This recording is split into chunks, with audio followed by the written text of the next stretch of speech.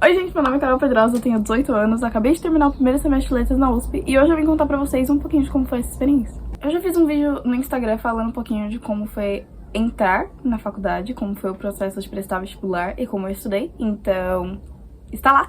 Mas, caso vocês queiram, eu posso fazer um vídeo mais detalhado falando um pouquinho de como eu me preparei pro FAST e pro Enem. Basicamente, vamos falar um pouquinho sobre a estrutura do primeiro e do segundo, basicamente, semestre de letras da USP.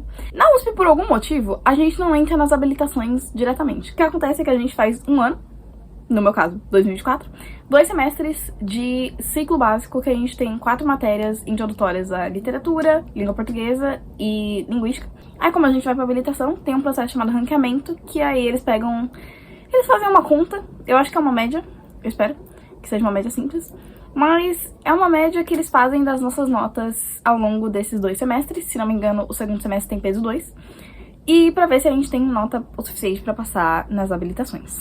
Para quem tem curiosidade, a USP oferece, se não me engano, 3 habilitações: alemão, árabe, armênio, chinês, coreano, espanhol, francês, grego, hebraico, inglês, italiano, japonês, latim, linguística, português e russo. Basicamente, você pode escolher entre fazer habilitação simples, que aí você se forma em tese, você se forma em 4 anos, e aí você pode escolher entre uma dessas 13, ou você pode fazer habilitação dupla, que aí você faz obrigatoriamente português e uma outra língua, ou português e linguística. E aí você se forma em tese em 5 anos. Você também pode abrir a licenciatura, que se não me engano, isso é a partir do 3º semestre, que aí você começa a matéria de licenciatura, mas caso você não queira ser professor, você tem que declinar. Como eu disse, então a gente tem 4 matérias introdutórias de conceitos da letras. Então a gente tem elementos da linguística 1 e 2, que a gente tem linguística, introdução aos estudos da língua portuguesa 1 e 2, introdução aos estudos clássicos 1 e 2 e introdução aos estudos literários 1 e 2. Basicamente, no primeiro semestre de estudos literários a gente estuda poesia, no segundo a gente estuda prosa. Eu estudei bastante estrutura poética, como se escreve um poema, como se define um texto, entre outras, além de, obviamente, ler poemas. Para estudos da língua portuguesa, é uma matéria que eu percebi que depende muito e varia muito dos professores o que você vai estudar. Então, assim, eu particularmente estudei bastante latim. Então, eu estudei a história do latim, desde o latim clássico até latim vulgar, até os latim tardio, ele sumindo, chegando o galego português e o início da história do português. Então, eu estudei basicamente os primórdios de onde surgiu a nossa bela língua. Eu também estudei um pouco de filologia, então eu li manuscritos e tive que fazer transcrição, que é basicamente você ler e digitar exatamente o que está escrito lá. E eu também estudei variação e variedade linguística. Enfim, por último, mais ou menos importante, eu também estudei o português hoje em dia. Então, qual a diferença do português de Portugal com o português da Angola, com o português de Moçambique, com o português do Brasil, com o português de... enfim, vários lugares que falam português. Eu descobri que muitos países que são lusófonos, cujos cidadãos, na verdade, são lusófonos, falam português bem parecido com o de Portugal, que tem aquele sotaque meio carioca, tipo Saueste. Depois eu tenho a matéria de introdução aos estudos clássicos, que no primeiro semestre o meu professor focou basicamente em ensinar épica pra gente. Então, a gente começou estudando, na verdade, a poética do Horácio e a arte poética do Horácio e a poética do Aristóteles, então a gente leu esses dois e comentou sobre. Ele também comentou um pouquinho sobre os livros 2, 3 e 10 da República, que eu só passei, não li completo. Eu dei uma passada de olho antes da prova, foi isso. Mas ele partiu pra ler a Ilíada, a Odisseia, e depois a gente leu um pouquinho. A Ilíada e a Odisseia foi como a gente mais teve tempo de aprofundar, e depois nós lemos alguns cantos da Eneida e 2 episódios das Metamorfoses. E basicamente a gente estuda... O meu professor, ele colocava bastante textos diretamente do latim e do grego, eles faziam a tradução com a gente. E eu achei a aula muito completa, na verdade, eu gostei muito. E por isso, mais ou menos importante, nós temos linguística! Linguística, basicamente, você aprende de tudo. Você aprende fonética, você aprende sintaxe, você aprende morfologia. A gente aprende basicamente 2 correntes linguísticas, então tem o estruturalismo, que vê a língua como um fato social, e tem o gerativismo, que vê a língua como uma capacidade psíquica. Então, vai estudar fenômenos neurológicos, basicamente. A gente também estudou árvores sintáticas, as mais temidas do calouro de letra.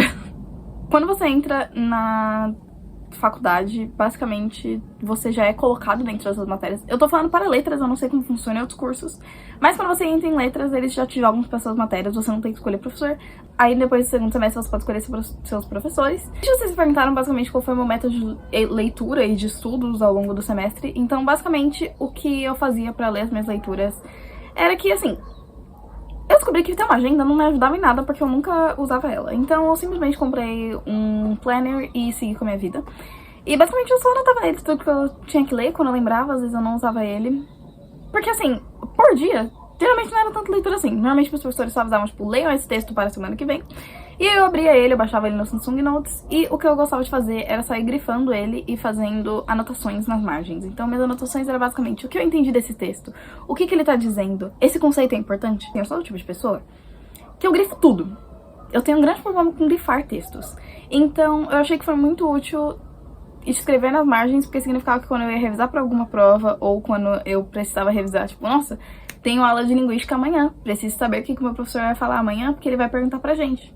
Eu anotava nas margens e eu preferia anotar, olhar as anotações do que ficar olhando tudo que eu grifei. Eu estava explicando pra mim mesma, então já era um método de leitura e estudo ativo. E quando eu fui estudar para as minhas provas, meio que foi diferente pra cada uma.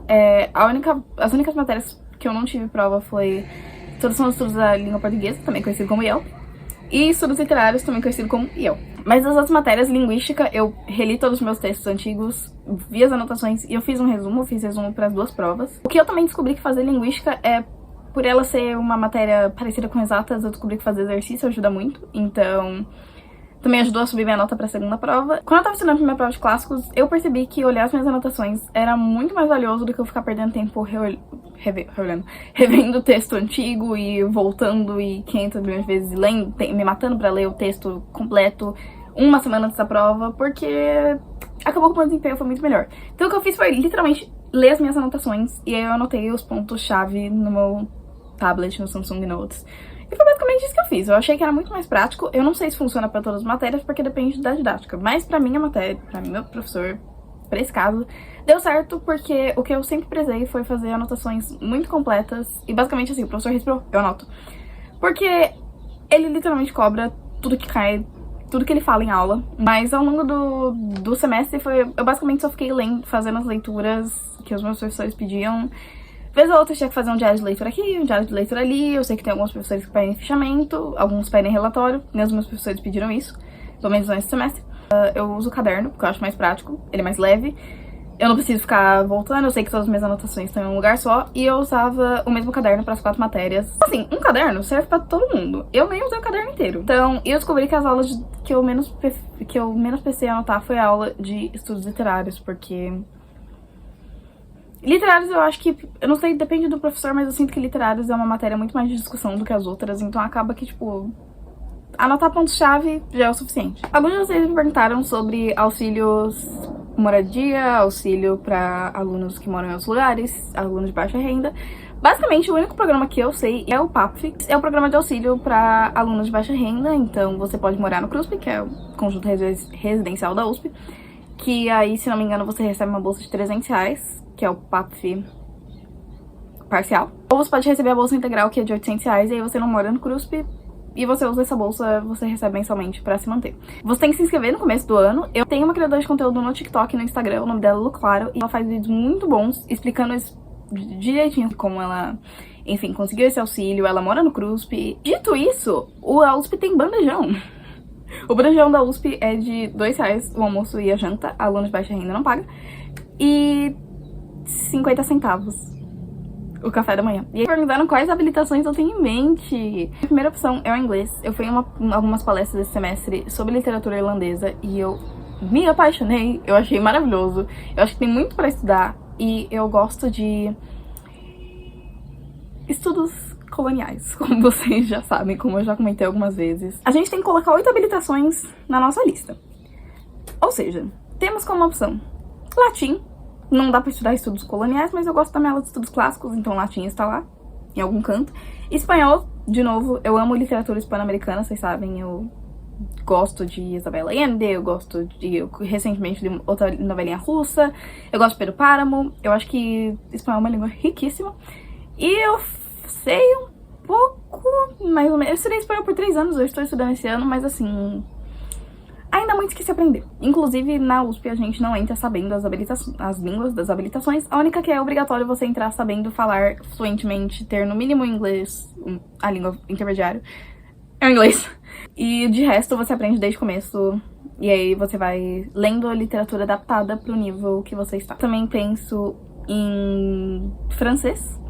Sim, eu gosto do departamento de letras modernas. Eles me perguntaram sobre preconceito linguístico e se é sobre o tópico de preconceito linguístico, a gente estuda sim em estudos literários. É falado sobre e é discutido, mas acabou sendo uma parte bem breve, foi bem no comecinho do semestre, porque depois a gente já partiu pro latim. Então, eu não sei se vai ser falado depois, porque tem matérias de morfologia e de sintaxe e de pronúncia e, enfim, das nossas línguas, mas... das línguas de habilitação.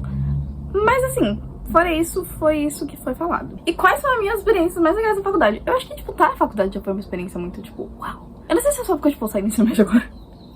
Então, mas não sei, eu sinto que, tipo, fazer faculdade já é em si uma experiência legal fazer, tipo, poder fazer presencial e tal.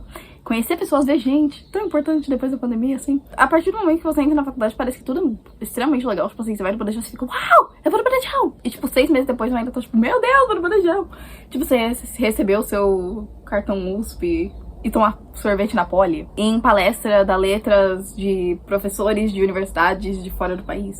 Então, tipo, eu acho que esses momentos foram muito legais, assim, tanto momentos acadêmicos quanto, tipo, ver gente, conviver com as pessoas, falar com elas, tipo, trocar ideia, foi muito legal. É isso, eu acho que, tipo, no geral, foi um bom semestre. Eu tô ansiosa pro próximo, embora eu seja extremamente cansada, porque eu passei 3 semanas direto só, estudando loucamente, fazendo trabalho. Tchau!